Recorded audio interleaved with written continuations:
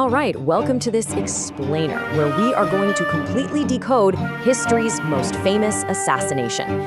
See, whether you're an aspiring leader looking for some real-world strategic lessons, or a student trying to find the exact keywords to absolutely ace your ICSE board exams, you are in exactly the right place.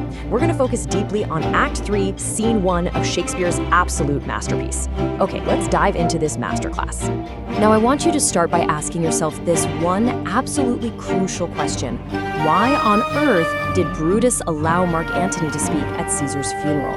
Because the answer we're going to uncover today is the exact turning point of Shakespeare's entire play. And if you're a student, mark my words, this is a 3-mark gold mine for your exam. If you just write, because Brutus was a nice guy, the examiner is literally going to give you a 0. By the end of this explainer, you'll know the exact psychological and strategic reasons behind this monumental mistake.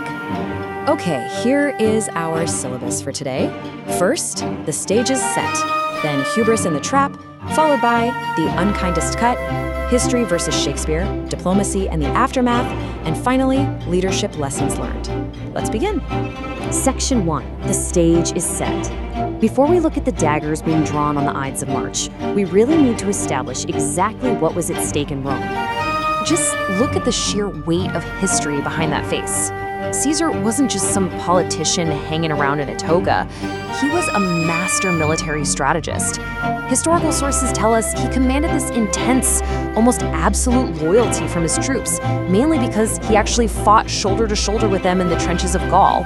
And beyond his undisputed military brilliance, he was a massive political pioneer. He formed these highly strategic romances, like the one with the Egyptian Queen Cleopatra, just to solidify his absolute power and influence across the globe. Veni, vidi, vici. I came, I saw, I conquered. This incredibly simple, incredibly arrogant, yet completely factual message that he sent to the Roman Senate brilliantly illustrates his absolute military prowess. And, because of his triumphs and all his reforms that actually helped the poor, he won the absolute love of the commoners, the plebeians. But, and this is the crucial part, this same popularity simultaneously struck terror into the hearts of the idealists and conservative senators. They looked at Caesar and they didn't see a hero. They saw a tyrant who was systematically destroying their beloved republic just to crown himself king. Section 2, hubris and the trap. With all that immense tension brewing, we're zooming straight into the fateful day itself, where the tension absolutely peaks as Caesar walks toward the Senate. Right on his way to the Senate, feeling totally untouchable, Caesar is actually handed a letter by a man named Artemidorus. And this isn't just any letter. It literally exposes the entire conspiracy, naming every single man plotting to kill him. It's Caesar's absolute final lifeline. But how does he respond? He proudly declares, "What touches us ourselves shall be last served." In plain English, he's basically saying, whatever has to do with my own personal safety, I'll do with that last. He dismisses the warning entirely, just so he can appear noble and selfless to the crowd watching him. See, this brilliantly illustrates our first massive takeaway. If you're an ICSE student writing an answer about Caesar's character here, please do not just write that Caesar was proud. You have to focus closely and use this exact key word, hubris. This fatal excessive pride is exactly what seals his fate. It's a textbook example of dramatic irony, right? We, the audience, know he's about to die, but Caesar's hubris blinds him completely to the blades hiding right under the togas around him. Section 3, the unkindest cut. He completely ignores the warnings and he walks inside. The conspirators close in around him, and the trap is officially sprung. So once he's inside the Senate, Metellus Cimber approaches Caesar, kneels down, and begs for his banished brother to be allowed back into Rome. Now, stop for a second and think about this. Is this a genuine request? Not at all. This is a calculated distraction. By kneeling all around Caesar and grabbing his toga, the conspirators are executing a physical maneuver designed to entirely block Caesar's escape route while completely diverting his attention. And the second his escape is blocked, the violence escalates in a terrifying flash. Casca strikes the very first blow from behind, right below the throat. Caesar actually tries to fight back, but then the whole swarm of conspirators attacks, weapons drawn. Finally, out of the chaos steps Marcus Brutus, Caesar's trusted, beloved friend, and Brutus delivers the final devastating blow right from the front. Which brings us to what is arguably the most famous line in all of literature. Et tu, Brutus, then fall Caesar. Meaning, even you, Brutus, This deep, unbelievable personal betrayal by a close friend literally shatters Caesar's will to live. It is exactly what Shakespeare famously calls the most unkindest cat of all. If you get a reference to context question on this exact moment, betrayal is the central exam theme you absolutely must highlight. Because actually, it was the emotional blow, not just the physical one, that truly destroyed the great Julius Caesar. Section 4. History versus Shakespeare. We know Shakespeare wrote a dramatic masterpiece, but let's take a quick reality check here to compare the play directly against the brutal historical facts of the actual assassination. So Shakespeare obviously changed a few things for dramatic effect. In the play, he sets the murder at the Capitoline Hill, culminating in that iconic Latin phrase, et tu, Brute.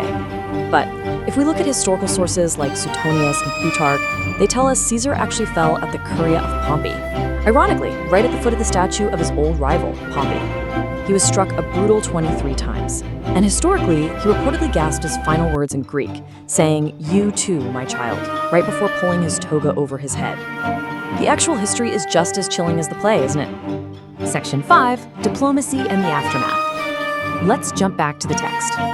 With Caesar lying dead on the floor and the Senate in absolute chaos, Mark Antony enters the scene, and a massive, high-stakes psychological game begins.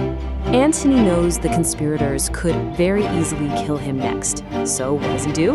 He uses what we call strategic diplomacy. Focus closely on these 3 points here, because this is your perfect 3-point model answer for your board exams. First, Antony creates a false, temporary truce by literally shaking the bloody hands of the assassins. Second, he perfectly hides his true grief and his raging anger behind a very calm, submissive manner, just to keep himself safe.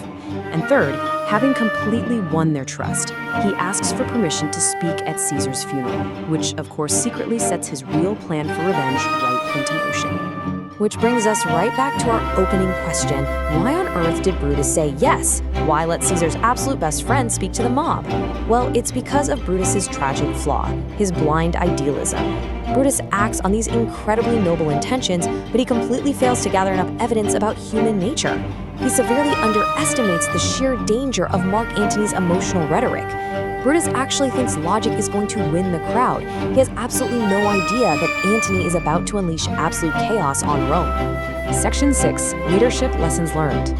Finally, stepping out of the exam hall and into the boardroom, what does this ancient political bloodbath actually teach us about modern leadership?